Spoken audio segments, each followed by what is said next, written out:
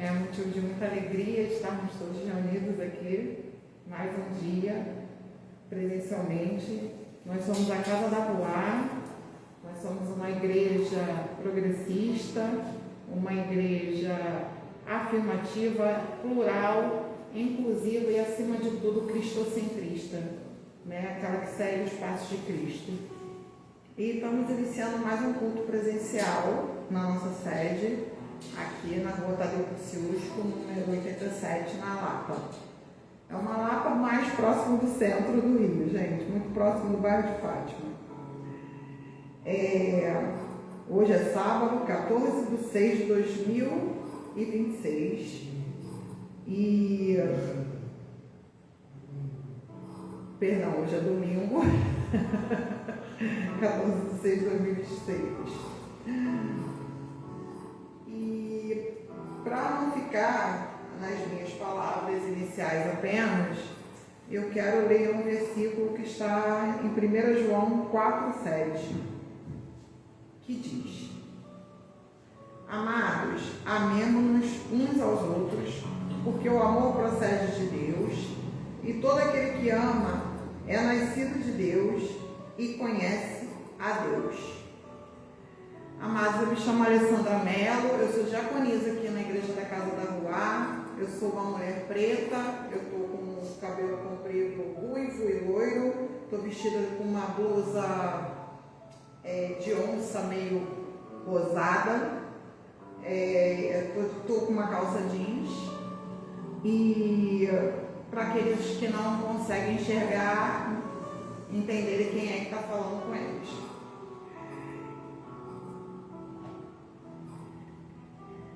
Eu queria chamar a irmã Débora para fazer uma oração de abertura aqui para o nosso culto.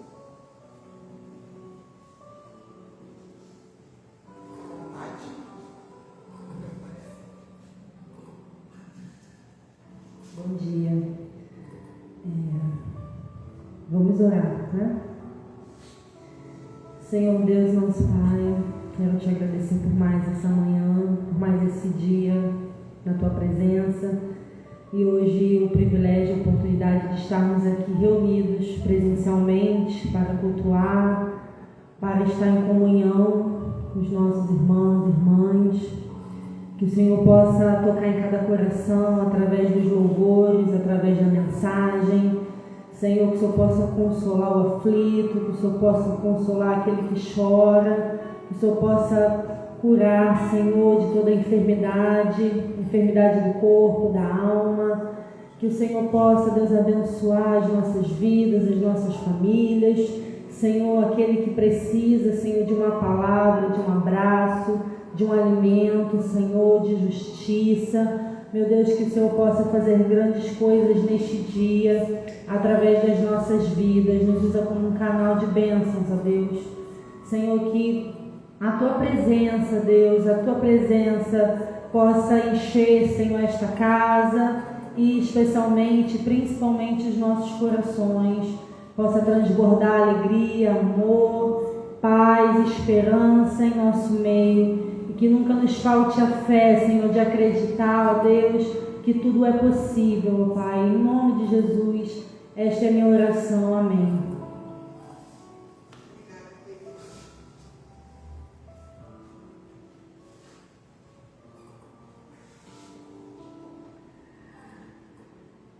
A gente vai dar agora a oportunidade, a gente vai acolher, a gente tem um visitante hoje, né? Um visitante para mim que é muito querido, é o meu paizinho que está aqui, ele fez questão de vir com você hoje. E aí, eu falei, então vamos embora, muito rápido. Aí ele trocou de roupa e ele veio, ele está aqui, o nome dele é Joel. E assim, é uma honra, é motivo de muito amor ter você aqui com a gente, tá bom, paizinho?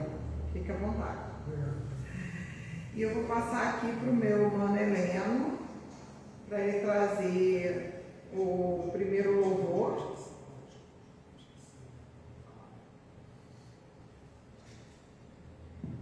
Bom dia a todos, todas e todos. Vamos iniciar o período de louvor nesse momento. Vou chamar aqui, por favor, a Débora e o Cristiano para cantar com a gente.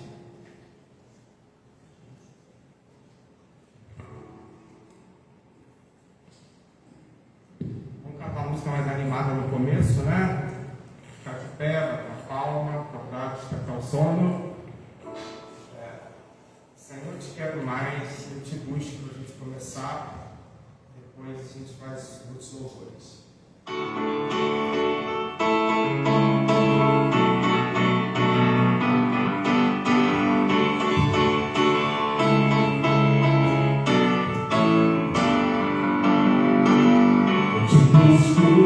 Te procuro, ó Deus, em silêncio tu estás. Eu te busco, toda hora espero em ti, revela-te a mim, conhecer-te eu quero mais. Senhor, te quero ouvir tua voz, Senhor, te quero mais. Quero tocar-te, tua face eu quero ver, Senhor, te quero mais.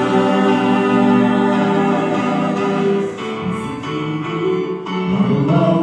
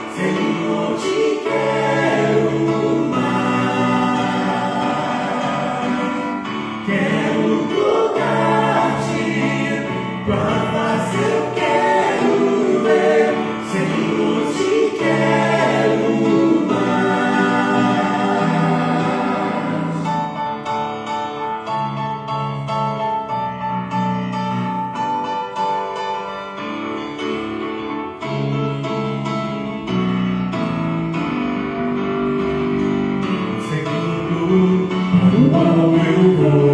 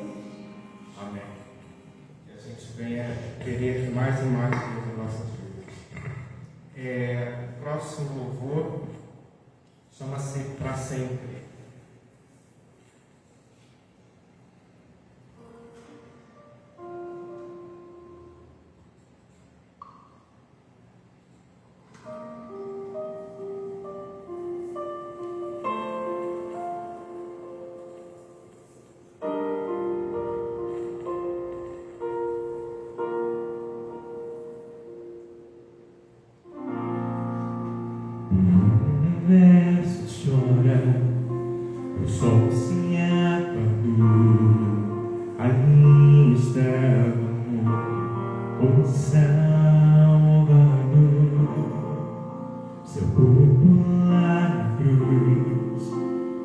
sangue derramou o peso do pecado em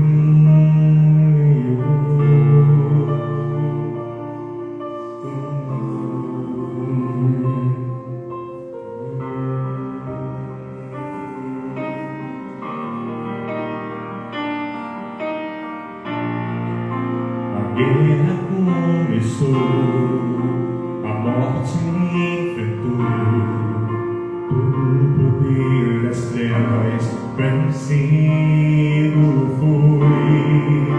A terra estremeceu, o poder das trevas vencido foi. A terra estremeceu, sepulcros se abriram, nada vencerá seu grande amor. Ó morte, onde estás? O Rei ressuscitou, ele venceu para sempre, para sempre. Exaltado és, para sempre adorado és, para sempre.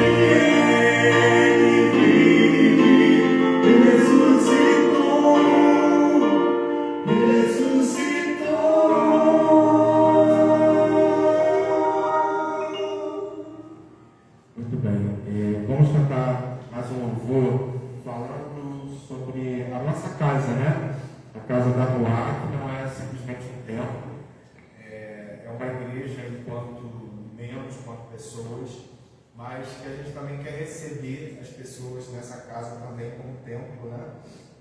Então, nós vamos louvar, para finalizar essa sequência, Há Lugar na Casa.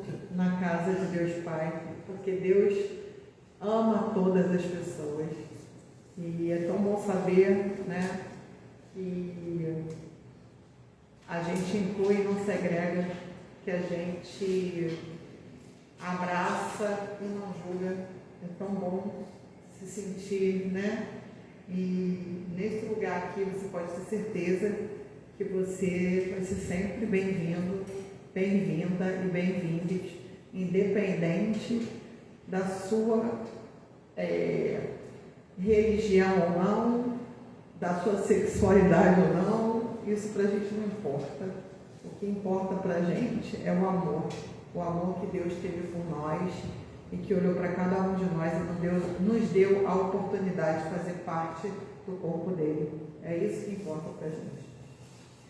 E agora é um momento em que em muitos lugares as pessoas ficam constrangidas, mas aqui a gente não tem esse constrangimento, porque a gente não pede dinheiro para enriquecer ninguém, a gente não pede dinheiro para levar para pagar as nossas contas, nem a diaconia, nenhum pastor recebe salário da igreja.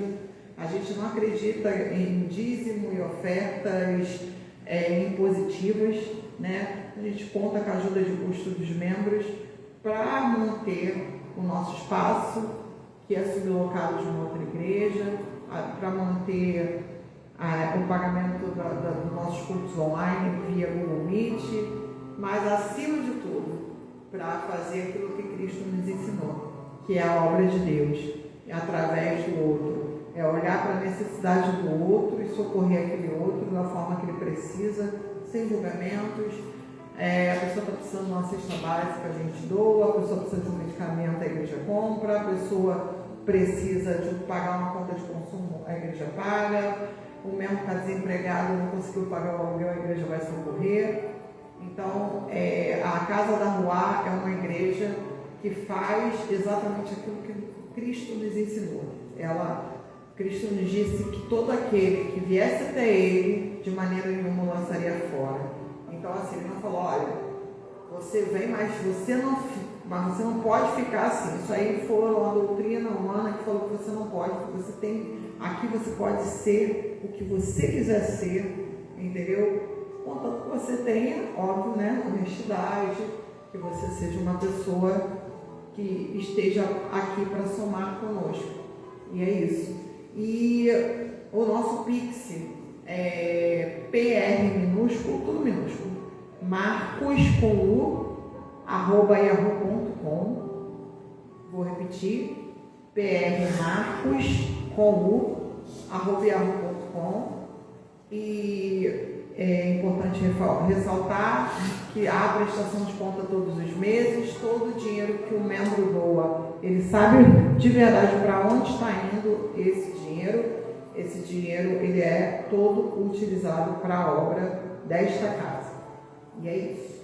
Está aí na tela, para quem quiser ver. Fiquem à vontade, quem puder contribuir está tudo bem. Se não puder, está tudo bem também. Você não vai para o inferno, não tem devorador nenhum que vai entrar na sua vida se você não der dinheiro nesta casa, tá? Tá tudo bem. Eu estou muito honrada porque nós estamos no mês do orgulho LGBTQIAPN+, apesar de nós não sermos uma igreja exclusivamente LGBTQIAPN+, mas nós temos pessoas na nossa igreja que são muito amadas e são muito queridas e a gente ama ouvi-las. E esse mês de representatividade, o nosso preletor hoje é o Jean Moraes, nosso mano querido, que ele vai trazer a palavra com o tema Carne Viva dos Homens, que está em João 1,14.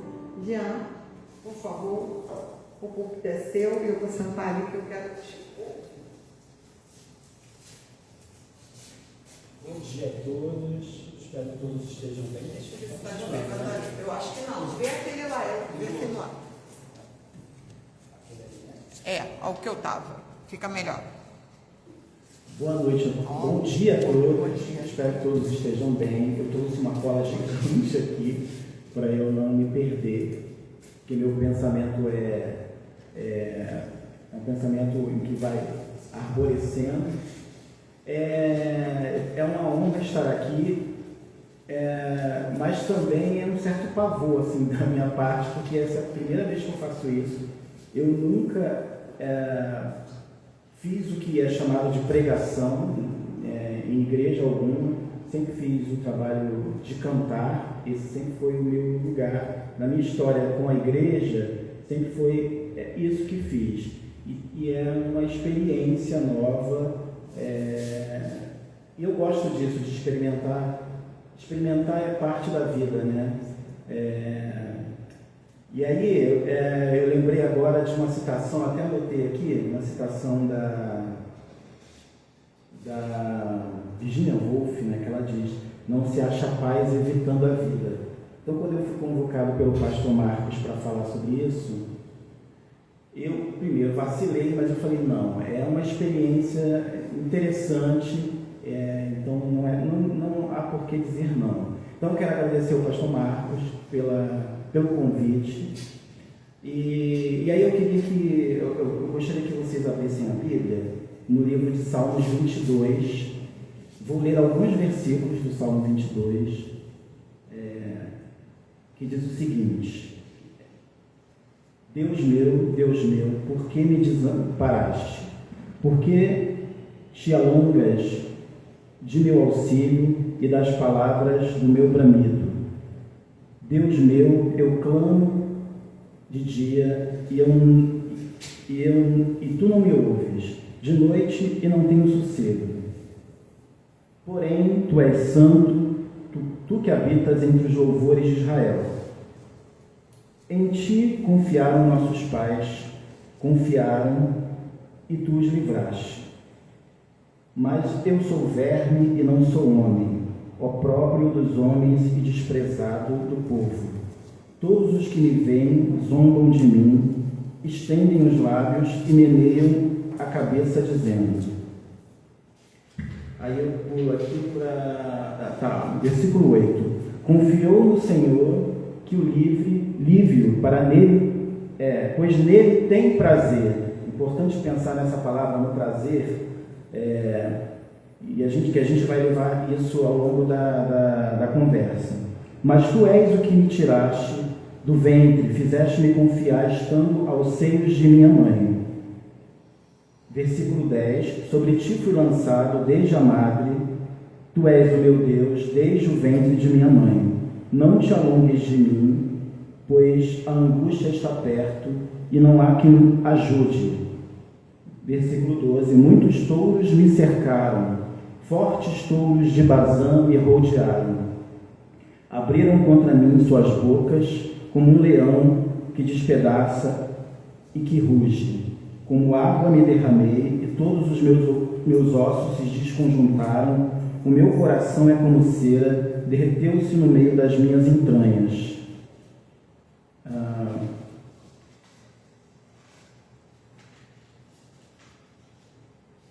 Versículo 15, a minha força se secou como um caco, e a língua se me pega ao paladar, e me puseste no pó da morte. Pois me rodearam cães, o ajuntamento de malfeitores me cercou, transpassaram-me as mãos e os pés. Poderia contar todos os meus ossos, eles veem e me contemplam. Repartem entre si as minhas vestes e lançam sorte sobre a minha roupa.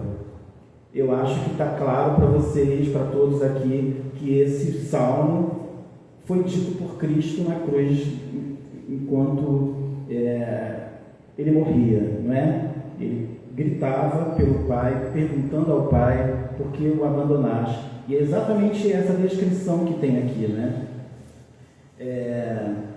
Em João 14, o Verbo se fez carne e habitou entre nós, cheio de graça e de verdade, e vimos a sua glória como do unigênito Pai. É o momento em que Cristo, em que há a descrição de como Cristo reencarna, como está a encarnação. É um verbo que se encarna, é a palavra que se encarna, e o verbo, a ideia do verbo, na teologia tem uma longa história, né? que é o chamado paradoxo da encarnação. E aí eu vou seguir um pensamento da teologia que eu pesquisei, que eu ando lendo, que é a chamada teologia radical. Nessa corrente, ela é tida como, por vezes, invisível, assim como a teologia queer. A teologia radical ela é tida como invisível, como marginal, dentro da história da teologia, né? E às vezes ela é chamada de herética ou também de mística, dentro dessa tradição cristã. Essa leitura que a teologia radical faz do Cristo na cruz que é Deus meu, por que me abandonaste, que está lá em Marcos 15:34, ela é o eco de Salmo 22 e é também o que acontece aqui entre nós. Se a gente olha para os lados, a gente vê que há alguma dimensão de abandono acontecendo, né, o tempo inteiro. Ao longo da história, esse grito do Cristo, ele continua reverberando ao longo da história da humanidade.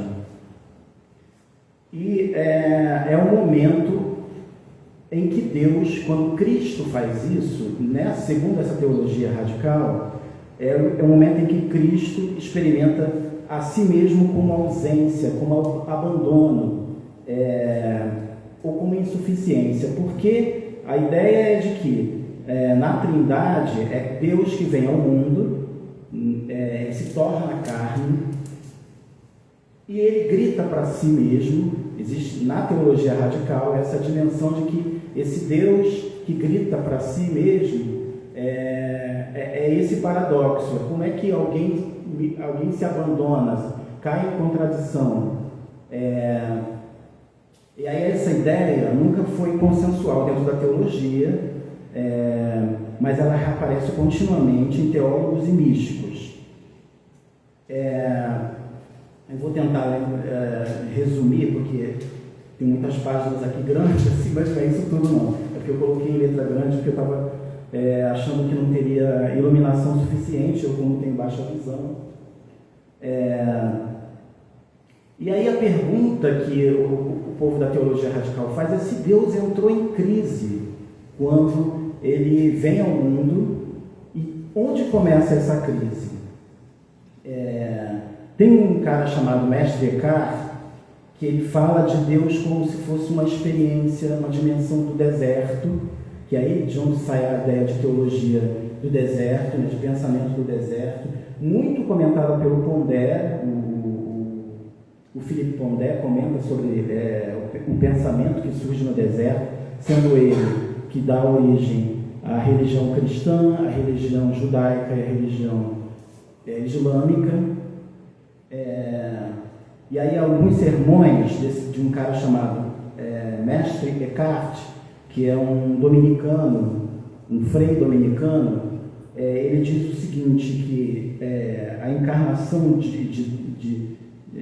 a encarnação parece ser Deus saindo de si mesmo para experimentar essa ideia de separação que acontece lá no Éden. No Éden,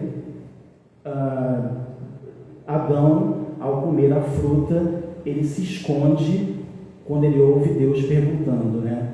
Adão, onde você está?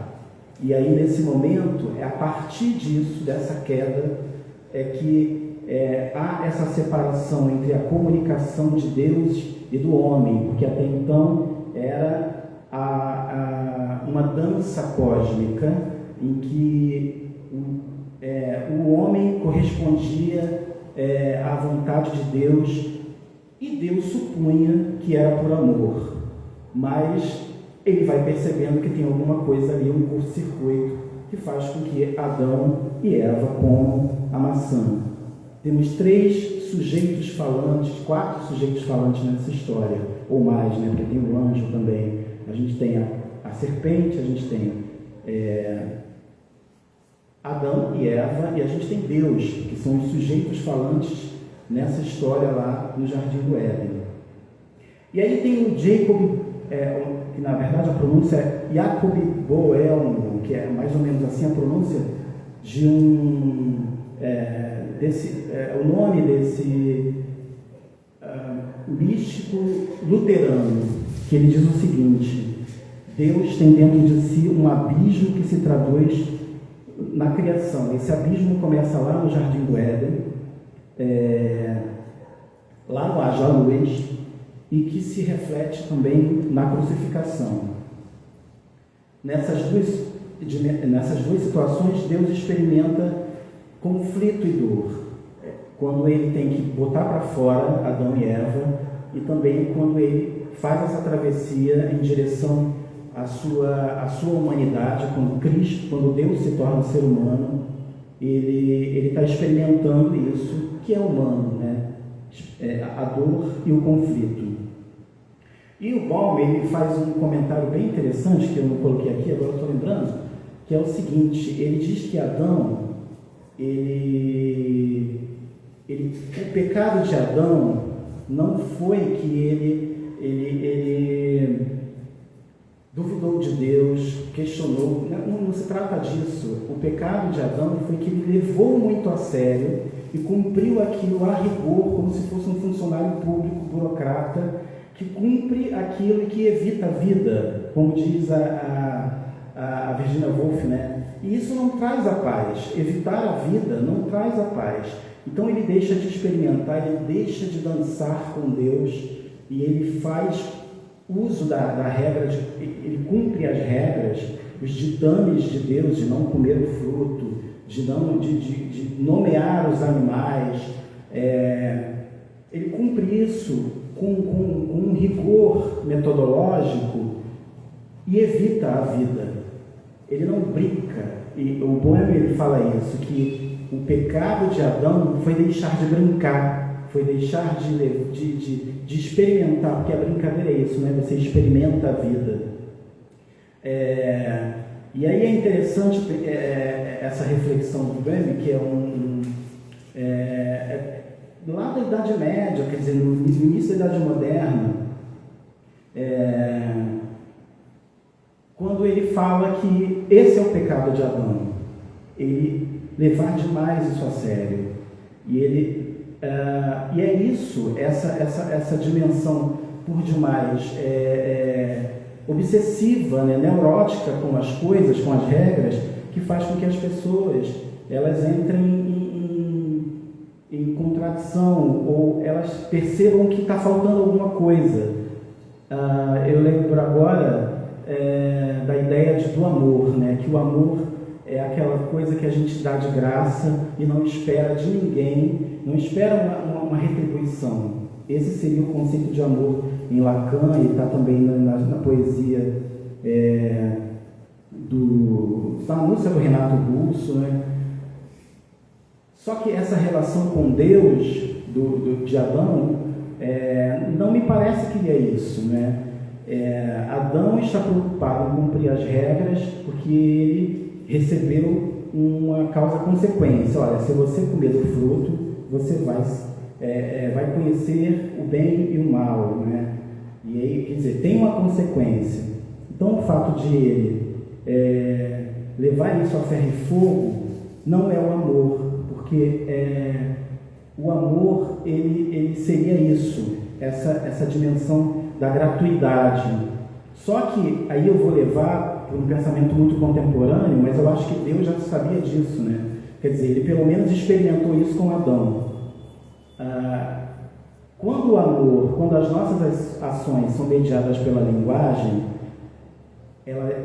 a linguagem é uma couraça, ela não deixa a gente ser o que de fato a gente é. A gente não se desnuda quando a gente faz uso disso como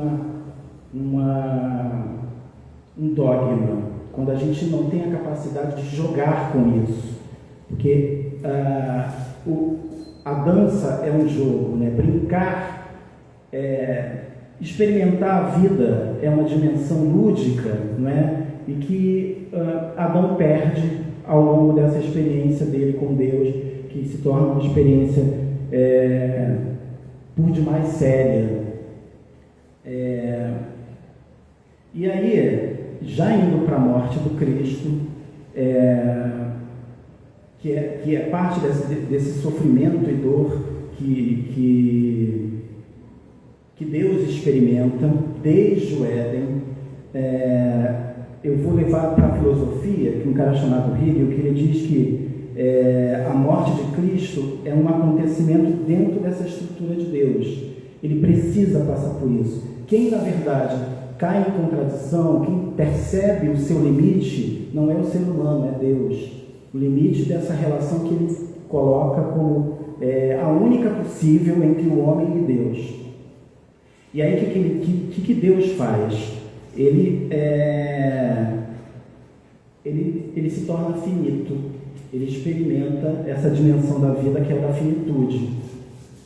Ele experimenta a morte e o abandono, que é o que Adão experimenta quando sai Adão e Eva quando saem do jardim do Éden.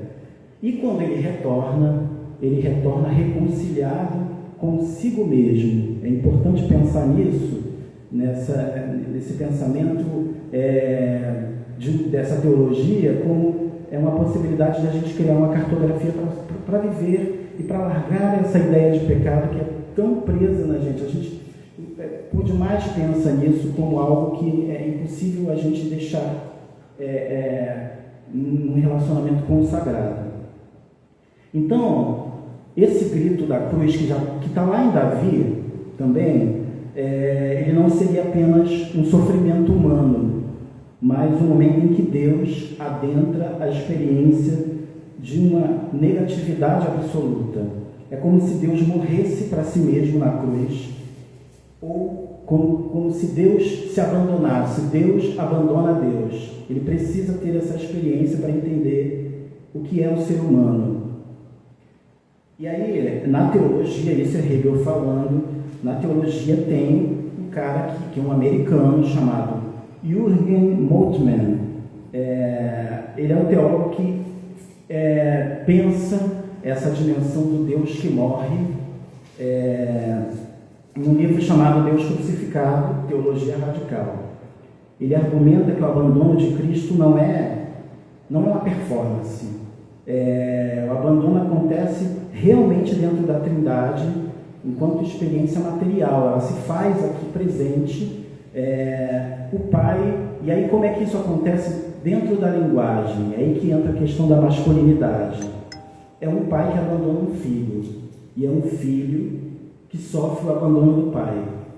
E o Espírito Santo, a casa da Ruá, seria essa consciência dessa história que aconteceu para que nós pudéssemos ser o que somos hoje.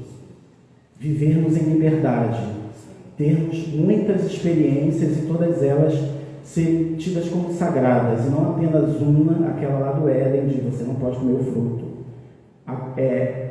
Cristo morre nesse sentido, a morte de Cristo, desse Deus soberano, desse Deus absoluto e que não pode ser questionado.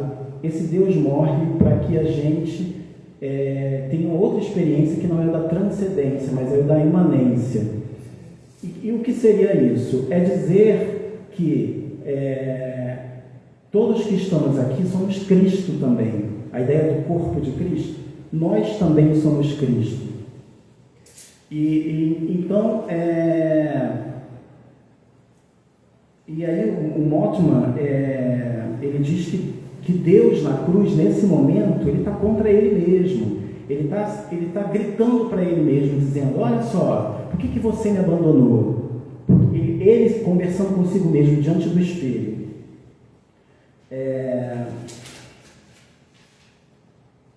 E isso como eu já comentei, né?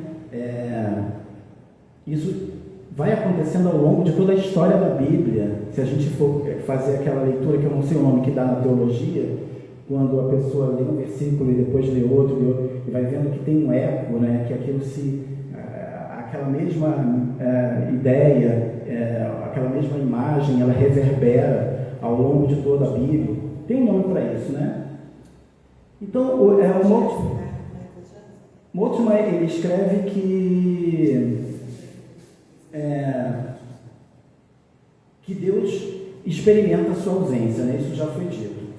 E aí tem a formulação de uma mulher chamada Simone Weil, que ela diz o seguinte: o abandono de Cristo, traduzido em seu grito, Deus meu, revela que Deus decide retirar-se do mundo. E que Deus é esse que decide retirar-se do mundo? É esse Deus das regras, esse Deus que fala da causa-consequência. Se você pecar, você terá a morte. Ele se retira do mundo. Agora estamos diante dessa ideia de um Cristo que não é, de um Deus que não é transcendência, que é imanência. A ideia da imanência, vou fazer uma comparação aqui entre imanência e transcendência. A transcendência seria essa ideia de um Deus que está fora, que está lá no alto, olhando para a gente, mandando um raio na nossa cabeça se a gente errar. A imanência está muito ligada à filosofia, ao pensamento, à forma como os africanos experimentam o sagrado. Oxum não é como se fosse um rio, Oxum é o rio. Os indígenas também pensam isso, né? O sagrado não é o símbolo de algo, o sagrado é exatamente aquilo. A Mãe Terra não é só uma ideia, a Mãe Terra é a Terra mesmo. Então, isso é a imanência, que é o oposto da transcendência, da ideia de transcendência. Então, esse Deus transcendente, ele vai embora e quem fica é essa dimensão da imanência de Deus. Deus somos nós. Deus, se não somos nós, um dia há de ser. A gente um dia chega lá. O verbo se fez carne. Isso. E aí, nesse sentido que o verbo ele vai se fazendo carne. E aí eu vou chegar numa parte muito interessante, que deixa eu ver se eu já... ver se eu adianto já, que eu acho que já falei bastante coisa sobre isso. Como é que é essa ideia de um Deus que se faz carne? Indo lá para o Éden, porque no Éden que a gente tem que há lá descrito, né? Façamos macho e fêmea, né? Deixa eu ver se eu acho aqui, já vou logo para essa parte. Então, essa experiência do Cristo, de Deus que se faz carne, ela se dá num corpo masculino, não é? É bom a gente ter isso em mente, porque eu penso que o drama do Jardim do Éden é um drama masculino, e é um drama masculino que está aqui ainda acontecendo, da seguinte maneira: o corpo de Cristo, então, dentro desse raciocínio, que é um raciocínio da teologia radical, o corpo de Cristo é esse corpo lá de Gênesis 1:27, que fala que Deus fez macho e fêmea. E aí é interessante levar isso às últimas consequências pelo seguinte: macho, na tradução do hebraico, né, é Zakar. Eu acho até bonito o som, né, Zakar.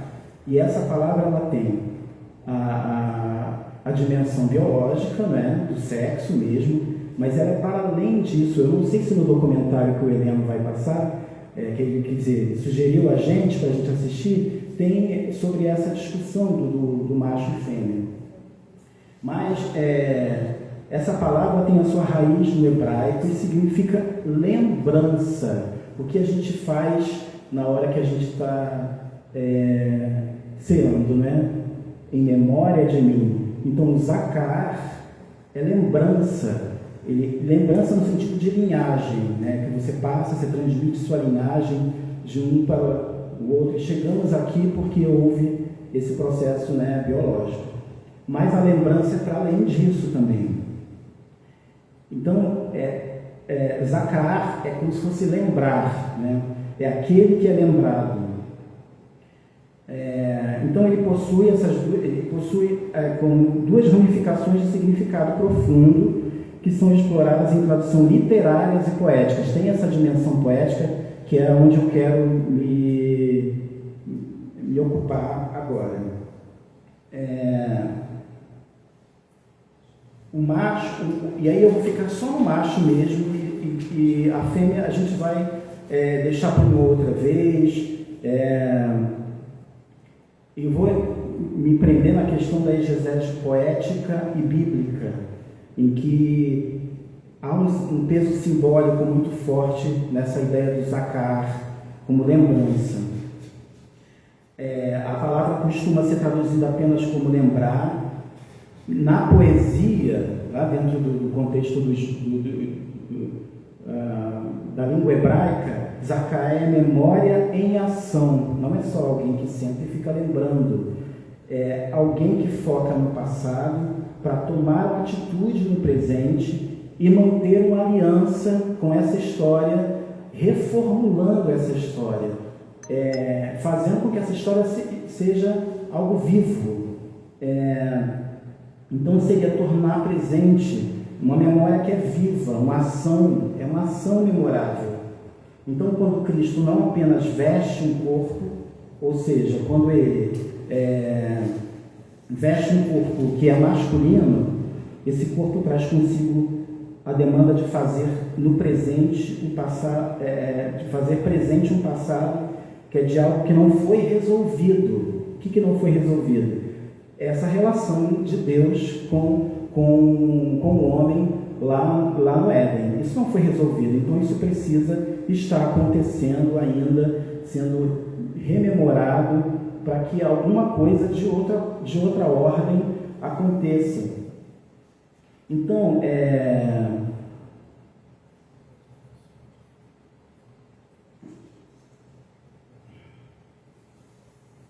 esses modos de dizer, macho e fêmea, continuam acontecendo, né? A gente é parte de um contexto da construção de um saber em que macho e fêmea é suspendido para a gente pensar em outras formas de entender a vida humana, sobretudo a vida humana. Mas é importante, penso eu que é importante falar sobre isso ainda, porque nós, comunidade progressista, a gente entende de um modo, mas enquanto estrutura, essa forma de pensar continua organizando e distribuindo as vulnerabilidades, né? Quem deve ser vulnerável, quem não deve ser vulnerável, dentre outras situações da desigualdade.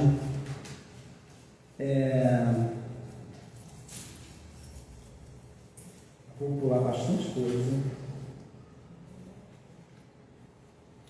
E aí fica a pergunta: como lidar criticamente com essas estruturas simbólicas que ainda estão imperando na vida, né? E dentro da realidade psíquica e afetiva das pessoas. Nesse caso, a estrutura simbólica de Zacaar, macho, que existe desde o Getsemane na figura de Adão e do homem Deus, Javé, ele continua aqui ditando as regras, né? Inclusive essa de se você comer o fruto, essa coisa toda ainda está acontecendo. E aí a gente pode pensar que a encarnação tem a resposta para isso, de como lidar com a encarnação, o fato de Cristo ter vindo ao mundo, de Deus ter vindo ao mundo na forma do Cristo, na forma do ser humano, o homem, pode ser uma maneira de pensar sobre isso. Então Cristo entra nesse escândalo de possuir carne, porque ele precisa entender o quê? Que a carne nunca, essa é a dimensão que Deus não experimentava. A carne, ela não é abstrata, ela tem suores, ela deseja, ela falha, ela treme diante do toque, ela sente vergonha, ela goza, ela busca reconhecimento. Essa é uma dimensão corporal, e que estava lá nessa dança cósmica de Adão e Deus, e que me parece que só Adão dançava ou não dançava, né? E o que eu estou tentando dizer aqui é que é possível aproximar o grito, Pai, por que me abandonaste, das formas pelas quais os homens vivem o abandono hoje, dentro da própria masculinidade. Ou aquele... e é como que eles vivem esse abandono. E como é que a encarnação, a ideia de um Deus que se faz carne, consegue fazer com que a gente pense sobre isso.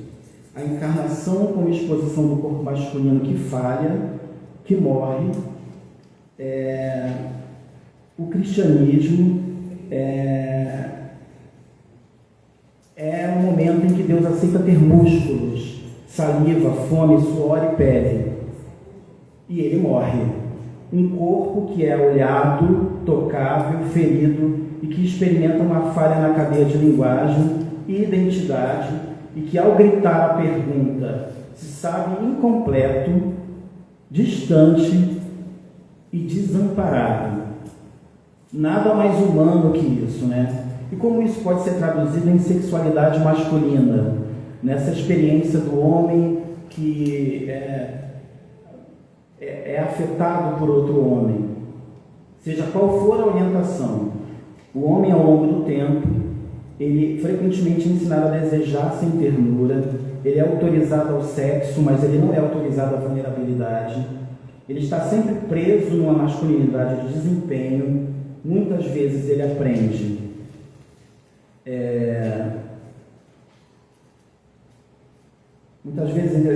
a silenciar sobre seus afetos. Isso é todo homem, não é só o homem gay, não. A gente sabe que ao longo da história o homem é ensinado a ser duro, né? Então, desde cedo o seu desejo, e aí há dimensões, nesse caso, da experiência gay, né? Da experiência do homem que ama outro homem, em que esse desejo ele é tido como errado, ele vive a experiência de desejar e ao mesmo tempo ele se sente fora, porque essa experiência ela não é possível de ser traduzida em alguns lugares.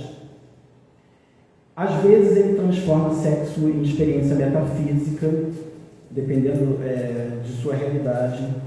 E nada disso, nada dessa experiência é elaborada.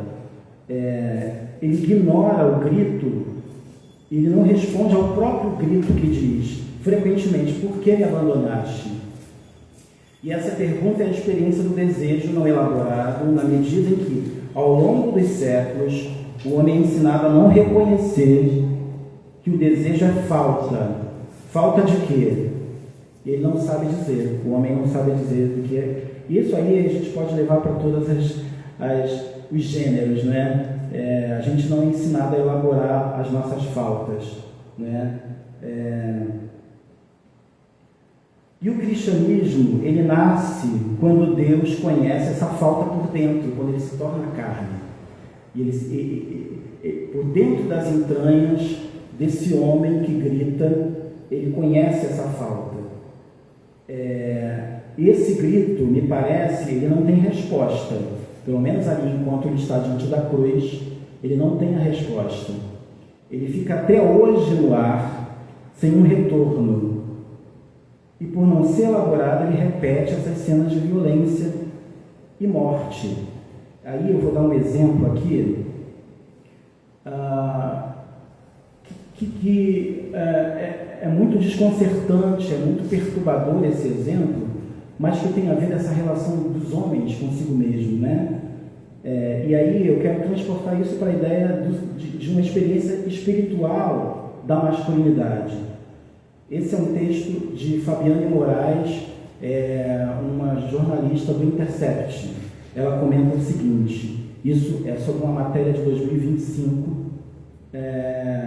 que ela diz o seguinte: em uma Recife assombrada pela barbárie, os diálogos que sucederam ao primeiro dia de fevereiro deste ano, isso em 2025, começaram frequentemente assim, mas já no sábado as cenas de grupo de torcedores do Esporte de Santa Cruz entrando em confronto nas ruas da cidade, quebrando lojas, aterrorizando pedestres e motoristas, é muito chocante, espancando e estuprando coletivamente um torcedor, o presidente da torcida jovem do Leão, João Vitor da Silva, e deixaram boa parte da população, tudo isso deixou boa parte da população confinada dentro de casa, apavorada.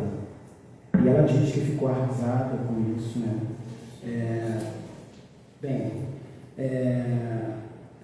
E aí ela usa uma expressão aqui, no texto que ela fala, que é um passado que nunca deixou de ser presente.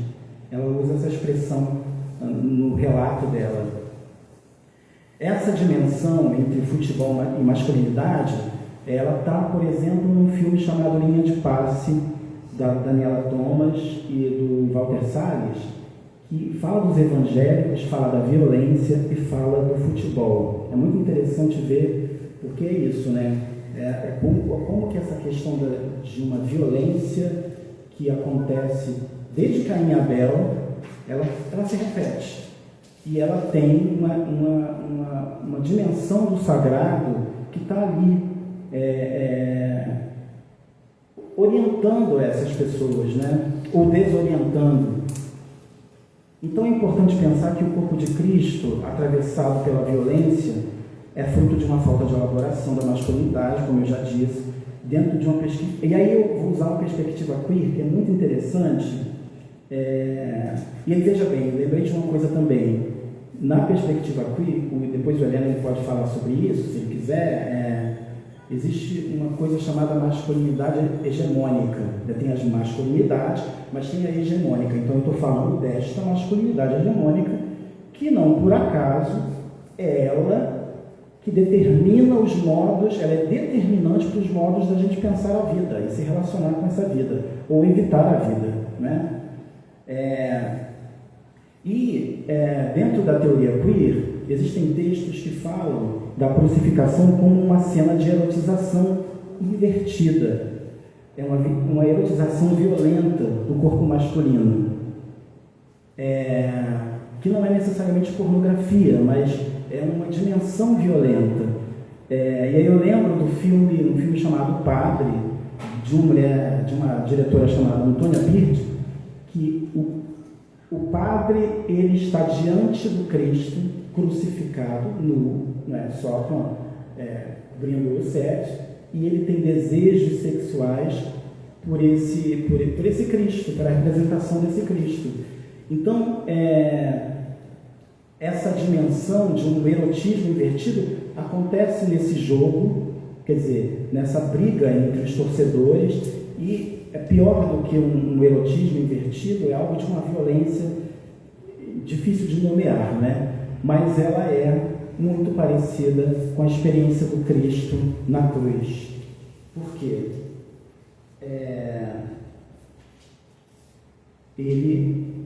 Cristo, ele é cercado por homens. Ele tem os discípulos, ele quando vai em direção à cruz, tem homens que enfiam uma lança nele, o machucam todo. Então ele está tendo essa experiência com a masculinidade hegemônica, como eu coloquei aqui,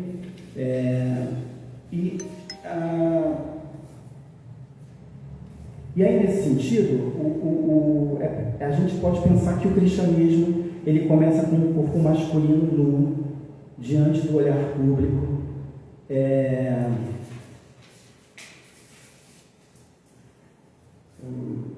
Então ele deixa de ser, Deus deixa de ser apenas uma ideia, uma prescrição, um jogo de palavras que se torna corpo que desejo que não é correspondido. Eu imagino que Cristo, enquanto estava apanhando, do mesmo modo que esse cara que vai para o jogo de futebol e imagina que vai sair de lá festejando, né, vai sair de lá eufórico de felicidade, Cristo também ele tem essa experiência frustrante de ser morto, né? A gente sabe também que tem uma teologia que diz que ele já sabia que isso aconteceria, mas essa experiência do abandono ou essa experiência do atravessamento de algo que não se tem controle é a mesma que acontece com esse torcedor lá no Recife, é a mesma. E na narrativa bíblica, segundo alguns pensadores, a jornada desse corpo que deseja se depara com uma virada perturbadora. E aí, essa virada qual é? A da pergunta: por que você me abandonou? E se esse outro que eu imaginava ele não existe? Será que Deus... E aí, na teologia radical existe esse pensamento, né? Que o Zizek, ele elabora de um modo mais... de um jeito mais rebuscado, essa pergunta, né? Quer dizer, essa questão de se de repente Deus, na forma do Cristo, diante do mundo, quando ele grita, ele na verdade ele não está sendo ali uma espécie de... ele está numa imensa dúvida, né? Assim, será que eu existo? Essa dimensão, aí voltando para a questão da dimensão da masculinidade, enquanto figuras invisíveis, de coisas que a gente não percebe, e que estão ali, e que é preciso de alguma maneira a gente pensar sobre elas, Por exemplo, a gente vê a cruz como redenção, mas ela é também, a cruz, ela é também um símbolo de violência, no seguinte sentido. Tem um autor que publicou um livro chamado O Último dos Justos, deixa eu ver se eu anotei aqui o nome, que ele se espanta quando ele está diante da cruz e alguém inverte a cruz, aquela cruz se torna uma espada. Então, essa expressão entre a cruz e a espada, né, ela faz um sentido muito grande. A cruz, que é o símbolo máximo da vulnerabilidade, ele ao mesmo tempo, ao ser girado, ele mostra uma estrutura masculina de violência histórica. Então,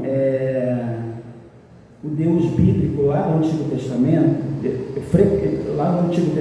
frequentemente ele aparece. Aí essa questão da masculinidade.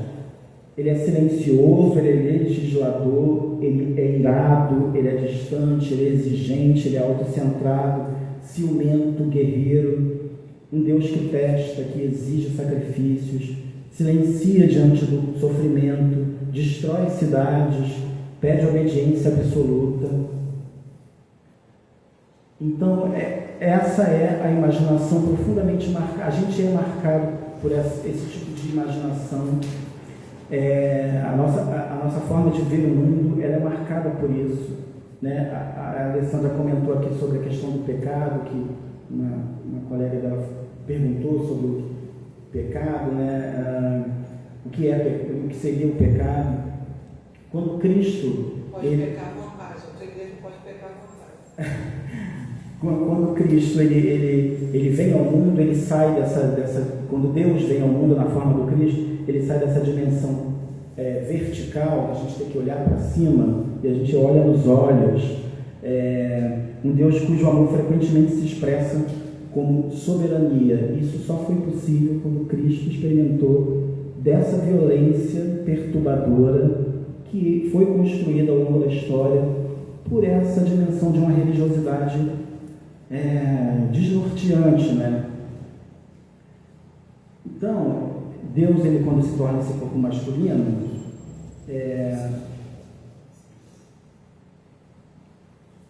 ele não encarna apenas o humano, ele encarna também o homem, não é?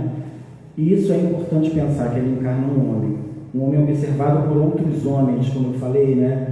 Ele é cercado por homens, tocado por homens, traído por homens, julgado por homens, executado pelo Estado, que o Estado é masculino, né? Masculino e imperial. O corpo masculino de Cristo torna-se campo onde a masculinidade entra em colapso diante de si mesmo. O verbo que se faz carne é uma relação ferida, violenta. Deus deixa de reinar e agora sangra. Ele não é mais soberano, ele agora é penetrado pela violência. Ele não está mais na altura, ele agora grita das entranhas da terra.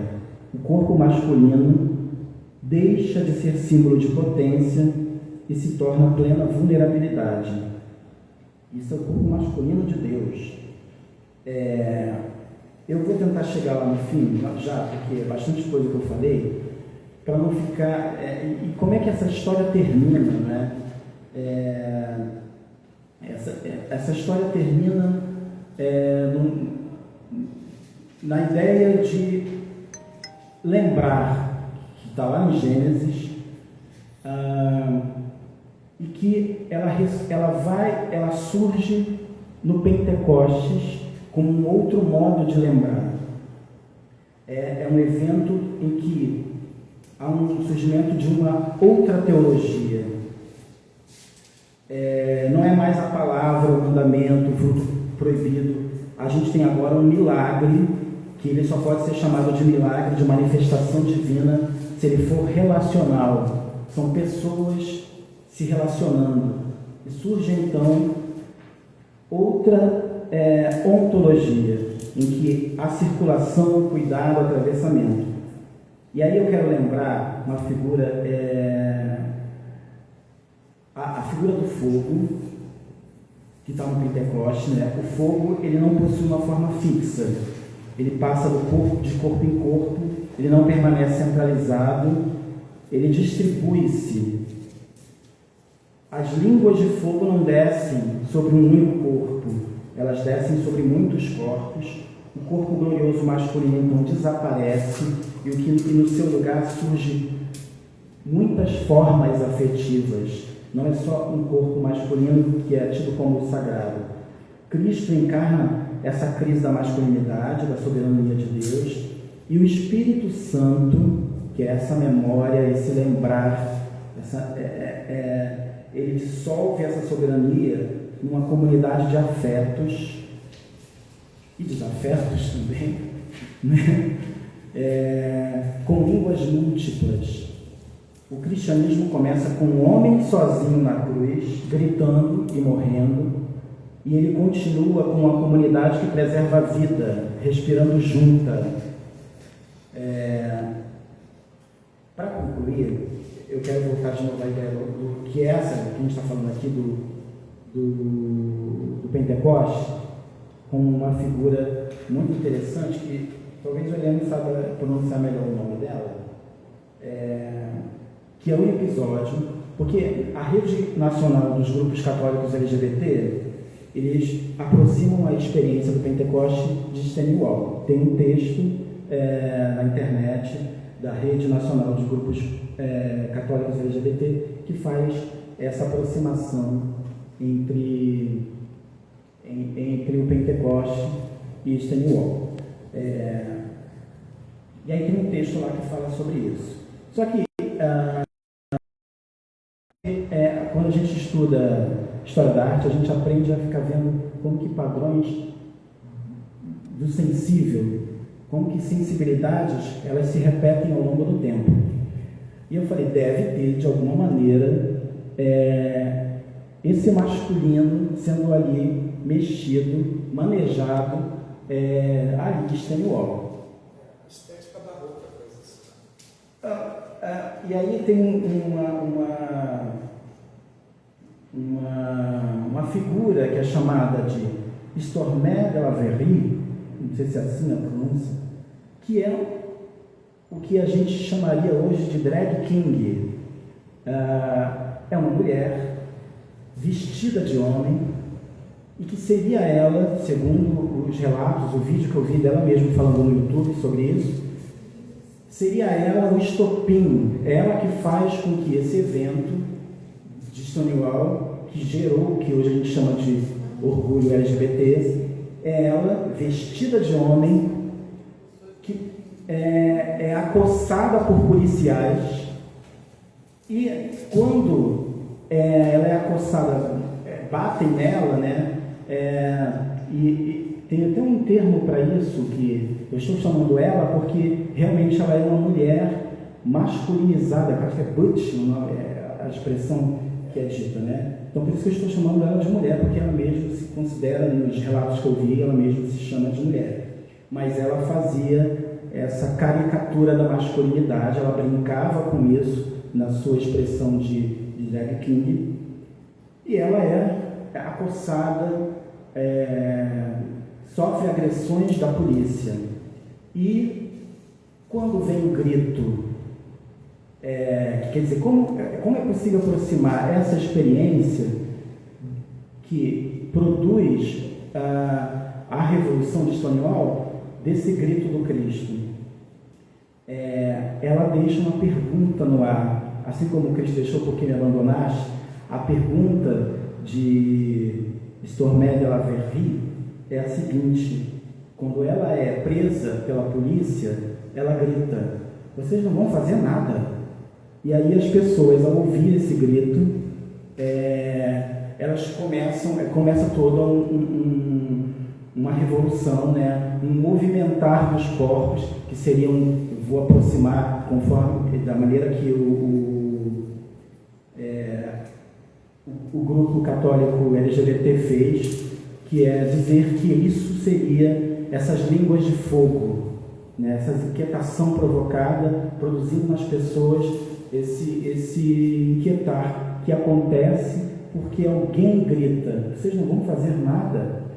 E esse "não vão fazer nada" essa pergunta, vocês não vão fazer nada, ela está, por exemplo, na oração,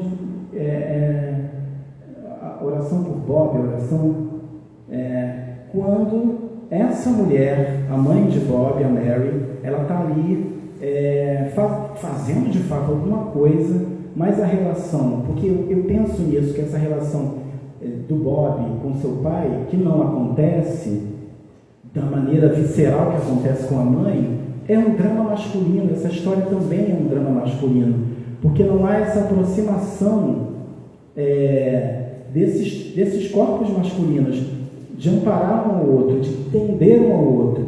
E é como o pai, esse pai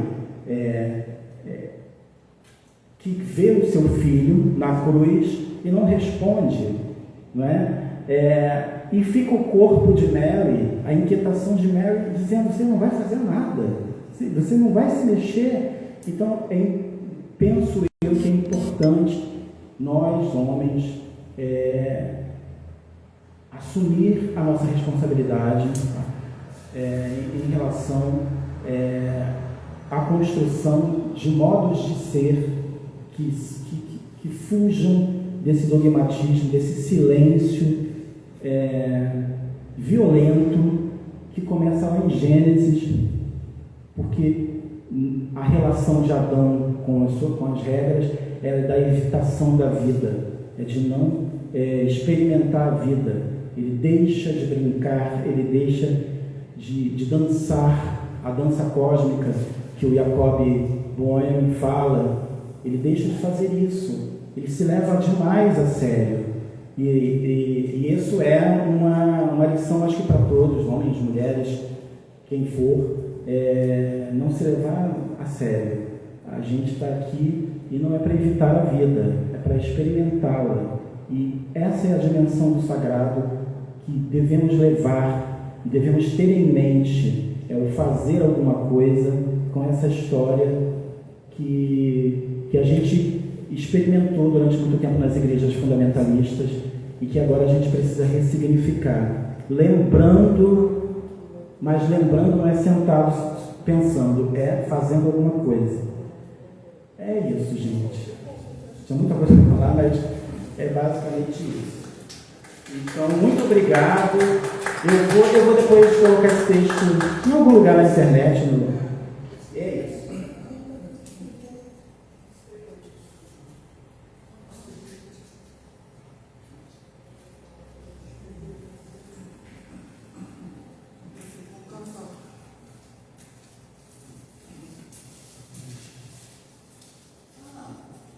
Eu lembrei agora de uma coisa que eu até comentei com a Helena.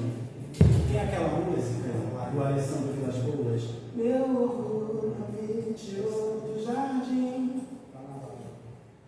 Se, na verdade, eu posso voltar aí só para falar sobre isso?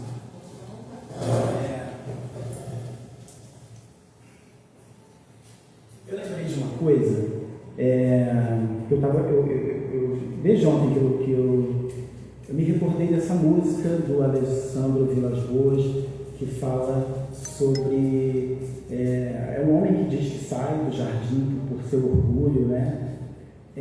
Mas Deus também sai do jardim. Tem uma narrativa bíblica, quer dizer, uma interpretação dessa narrativa bíblica do fim do Éden, a ideia de que o jardim do Éden foi destruído quando essa relação acaba entre Adão e Eva e Deus, acaba o jardim do Éden. Então também Deus sai desse jardim.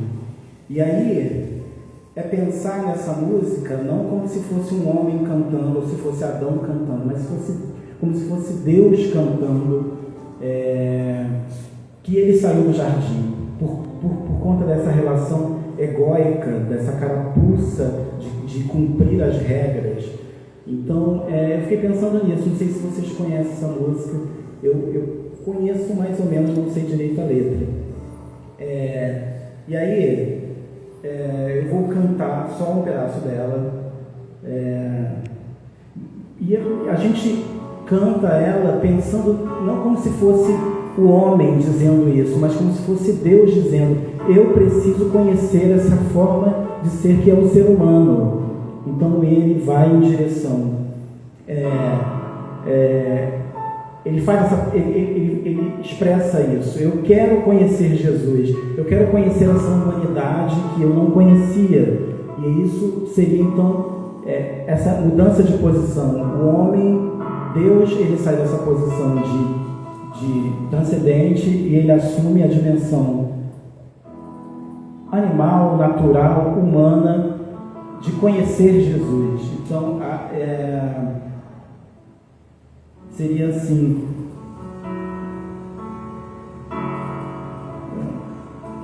meu orgulho me tirou do jardim,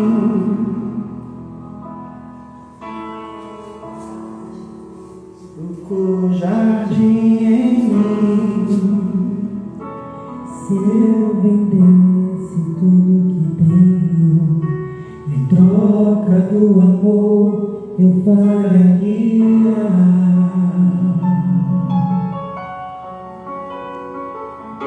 Mas o amor não se compra, nem se merece.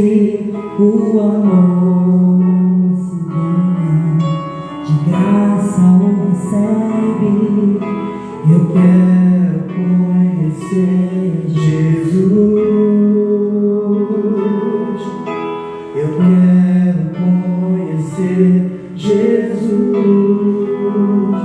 E ser achado nele.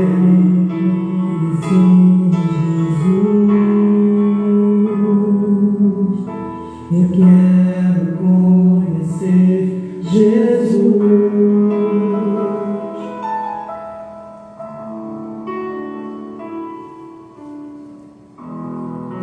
O meu amado é o mais belo entre milhares e milhares. O meu amado é o mais belo entre milhares e milhares.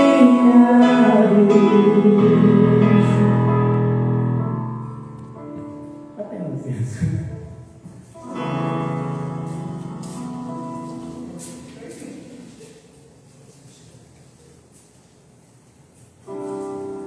Lindíssimo.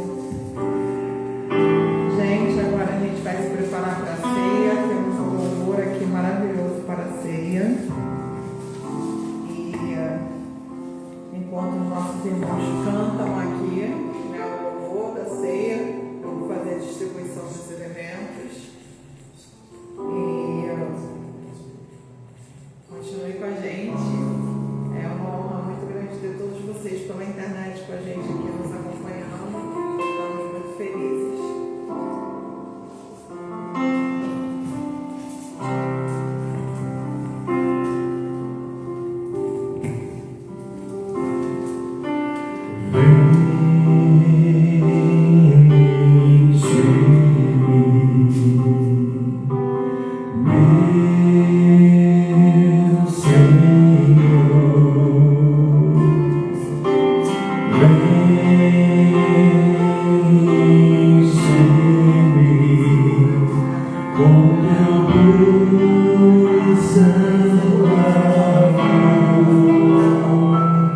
Meu Eu sou teu, Jesus, me entrego em tuas mãos, oh, vem, enche-me,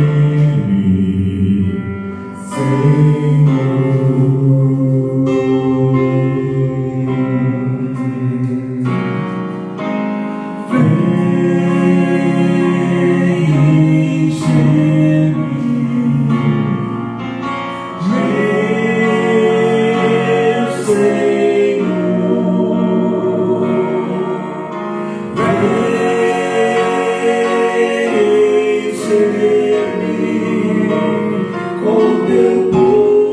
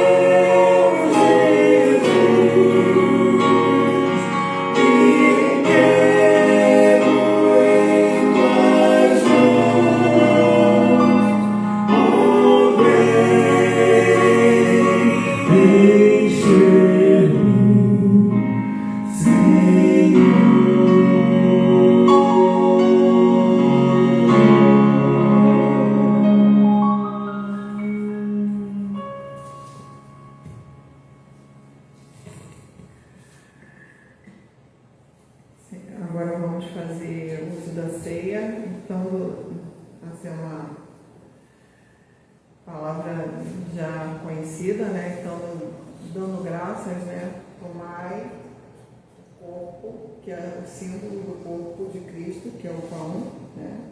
Tomai e comei o corpo de Cristo e fazer isso em memória de Cristo, que é o nosso Senhor e Salvador. Podem fazer uso do alimento.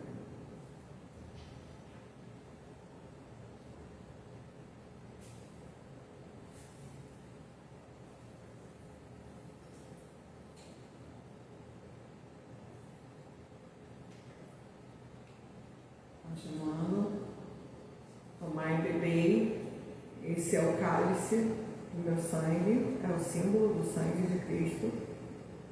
Podem fazer uso do alimento, fazer isso em memória de mim.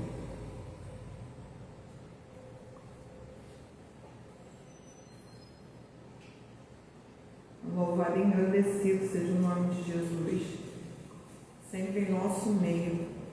Ele se faz presente em nossas vidas, em nossa casa, em nossas famílias. Ele é o pilar das nossas vidas, o Cristo, o nosso Salvador. E esse Cristo, esse Salvador, é aquele que nos ama, independente de quem somos, independente do que façamos.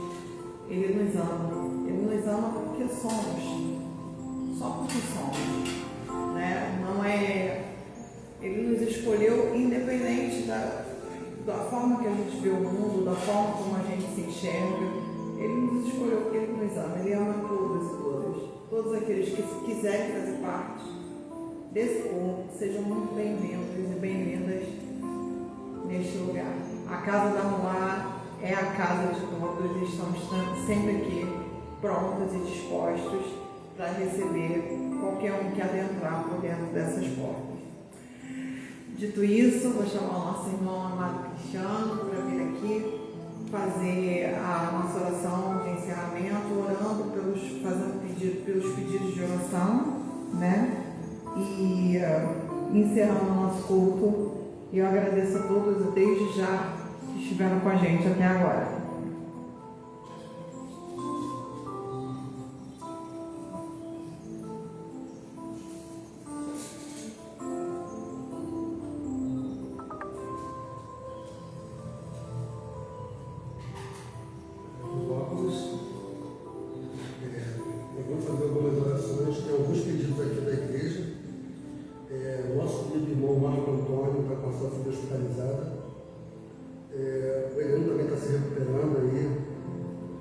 Nossa irmã Cristiana também pediu oração. O pai da Alessandra, que é o nosso convidado, está aqui hoje, também precisa.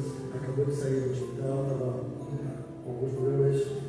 Deus vai estar dando solução. Tem um casal, Claí e Israel. Alaí e Israel, que recentemente eles tiveram uma perda. O filho deles morreu de câncer por 36 anos.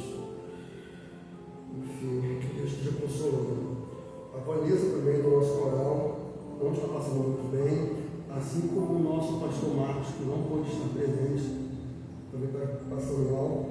Então nós vamos fazer essas orações nesse momento, por essas vidas, pelo nosso culto, amém? Fechamos nossos olhos. Senhor Jesus, nosso Mestre, nós te agradecemos por este culto, pela tua presença entre nós, possa estar guardando cada vida aqui presente. Fazemos essa oração, Pai, em clamor a essas pessoas que foram citadas, que tu possas estar levando cura, consolando, confortando os corações enlutados, que tu possas estar trazendo um ânimo novo a todas essas pessoas, Pai, que tu possas estar guardando cada vida. Nós dedicamos este mês ao mesmo orgulho e com a certeza de que Jesus tem feito o seu caminho em nossas vidas, e esse caminho é um caminho de inclusão, porque Ele derramou por nós o seu amor de forma incondicional. E nesse momento não havia distinção de gênero, raça, cor, cor de pele, religião, ideologia, nada.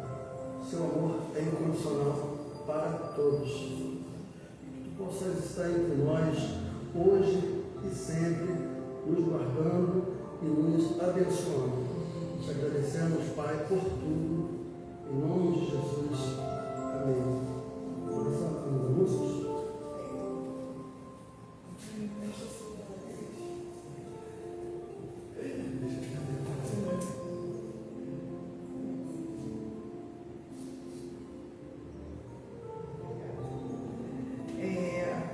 Então, gente, os informes são o seguinte: na próxima quinta, 18/6, vamos ter o culto online com o preletor Marco Antônio. O tema é o Reino dos Céus, um projeto inclusivo de Deus. O próximo culto presencial vai ser no dia 12/7, às 10 da manhã também, aqui na sede. O Som da Rua vai apresentar um musical chamado Esperançar. Venham e permita que a esperança renove o seu coração. Uma história que canta sobre fé, amor e recomeços. E a gente faz um apelo para que cada pessoa que venha traga um convidado. Então, assim, a gente quer ver essa casa lotada de gente para prestigiar esse coral maravilhoso, de gente que vem de todas as partes da cidade, principalmente do outro lado da ponte. Temos muita gente, tem gente de Maricá, tem gente que vem de São Gonçalo, e, enfim, tem gente de Niterói, e a gente tem que, né, fazer deixar essa casa cheia e fazer assim uma presença bonita, assim um corpo bem bonito para prestigiar esses irmãos tão amados, né? Eu vou orar agora para Deus nos levar em paz e em segurança, encerrando o culto, agradecendo aqui pelo privilégio de estar aqui com vocês. Oremos. Paizinho querido, entramos na sua presença desde o momento que entramos neste lugar. Pai, estamos encerrando este culto que é para a tua glória. E nós pedimos, Pai, para que tu nos leve para casa em segurança, nos proteja, nos livre, Senhor, de todo mal, de toda perversidade que existe neste mundo. Pai, que tu possa ser com todos os membros dessa igreja, com todos aqueles que estão necessitando hoje, Senhor, da sua presença, que tu possa, Senhor, estar com eles. E te pedimos, Pai, em nome de Jesus, para nos dar uma semana abençoada, que nos ofereça as oportunidades, Senhor, de trabalho para quem está precisando, para que tu possa abrir portas aonde não tem parede, onde só tem parede, Pai, mas que tu possa ser a porta, que conduza, Senhor, que nos conduza para aquilo que for de melhor para as nossas vidas. Abençoa nossa casa, nossos familiares, nossos amigos, nossa vizinhança, e que tu, Senhor, possa estar presente na vida de cada um deles. É o que eu oro e te agradeço em nome de Jesus. Amém. Está encerrado o culto. O Verbo se fez carne e habitou entre nós, cheio de graça e de verdade, e vimos sua glória como a do Pai, e vimos sua glória como a do Pai.